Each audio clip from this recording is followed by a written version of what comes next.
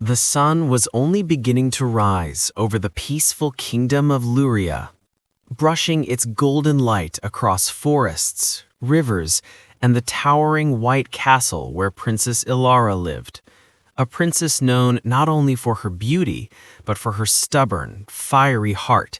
And on one warm summer morning, she wandered into the royal gardens, seeking escape from duties that felt too heavy for her youthful spirit, moving past roses and marble fountains until she reached her favorite place, the enchanted silver well at the edge of the woods, the very place where ancient songs whispered of hidden magic.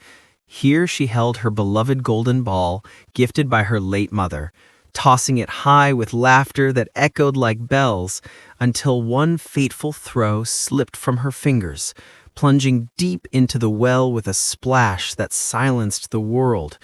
And panic overcame her as she leaned helplessly over the edge, whispering desperate pleas.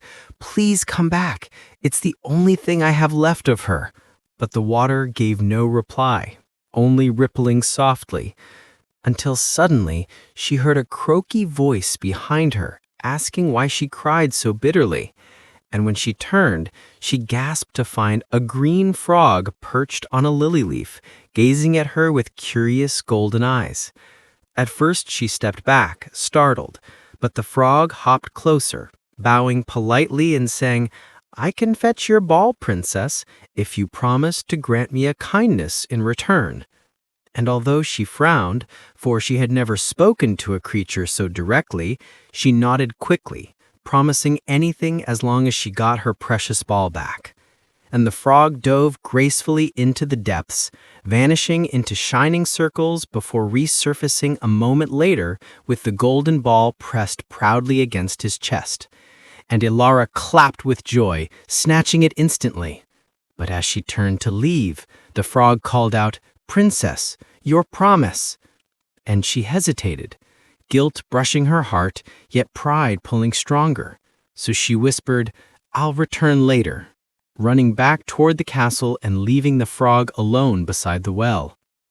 That night, during supper, the great hall buzzed with music and warm laughter, but a strange sound, tap, tap, tap, echoed from the gates, disturbing the festivities until the guards opened the doors and the little frog hopped inside, bowing before the king to remind Princess Elara of her promise.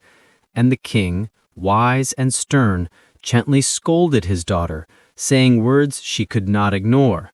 "A princess keeps her promises, no matter how small the creature."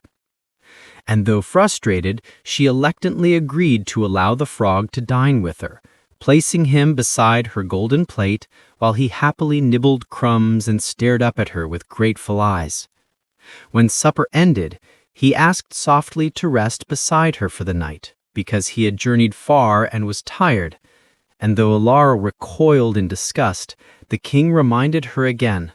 So she carried him with trembling hands to her room, where moonlight framed her silk-canopied bed, and she set him gently on a velvet pillow beside her. But sleep did not come easily, as she lay hearing his quiet breathing, feeling strangely guilty, yet unsure why. At dawn, she awoke to find the frog gazing at her with unusual sadness, whispering, "Thank you for keeping your promise," before hopping to the window and adding, "If only you could see beyond what your eyes show you." And something about his tone softened her, so she knelt beside him and asked what he meant. But he only smiled and looked toward the horizon where sunlight poured over the forest. Over the next days, the frog remained by her side, joining her during walks, meals, and reading hours.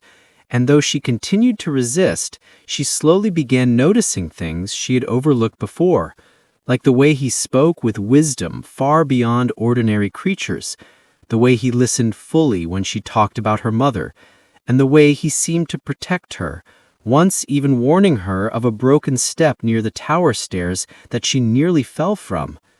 And although she would never admit it aloud, she began feeling less alone in the vast, echoing palace. One evening, while the sky blazed orange and pink, they sat by the balcony which overlooked the kingdom. And for the first time she asked the question she had wondered for days. "Frog, who were you before this?" But he only answered with a riddle. "Not every prince wears a crown, and not every curse is a punishment," leaving her more confused than before. The next night, while they visited the enchanted well again, a dark shadow spread across the water as the wicked enchantress Morwen appeared in a swirling cloak of night, her crooked smile filled with cold cruelty as she mocked the frog, saying she would never allow the curse to break because she thrived on despair. And Elara stepped protectively in front of the frog, furious at the witch's delight, demanding she leave at once. But Morwen only laughed, striking the ground with her staff to unleash a wave of dark magic that surrounded them. The frog leapt onto Elara's shoulder, whispering urgently, "You must trust me," and she felt a surge of courage she had not known she possessed, seizing a fallen branch like a sword while he directed her where to move. And together they evaded the smoky tendrils curling from the witch's spell, until finally Elara hurled her golden ball toward Morwen's staff, knocking it from her grip and shattering the spell's hold in a burst of silver sparks that lit the forest like stars. And the witch, shrieking with fury, vanished into the shadows, defeated for the first time in centuries.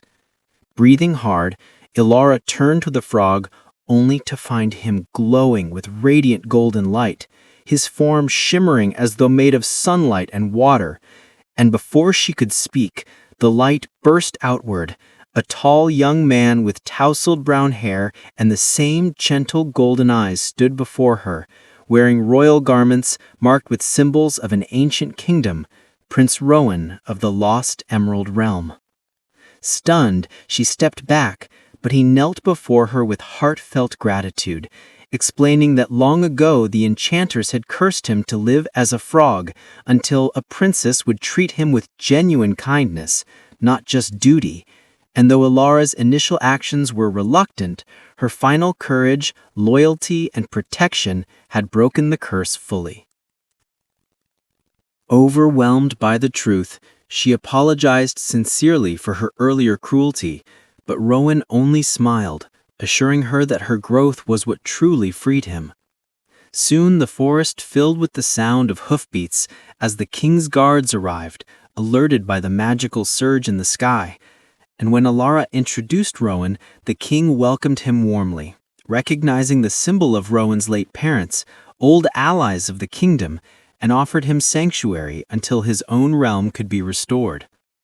Over the following weeks, Rowan and Elara spent time learning about each other, sharing stories of loss, bravery, and the responsibilities that weighed upon their hearts. And a gentle friendship blossomed into something deeper, built on trust rather than charm alone. With Rowan's presence, laughter returned to the castle, and Elara's stubbornness softened into wisdom, while Rowan rediscovered hope through her compassionate spirit. Months later, during a grand celebration marking the peace treaty between their realms, Rowan approached Elara beneath the glowing lanterns, taking her hands and asking if she would join him as he rebuilt the Emerald Realm, not as a queen burdened by expectations, but as someone who had taught him what true courage and kindness was. And she, with joy brightening her eyes, agreed.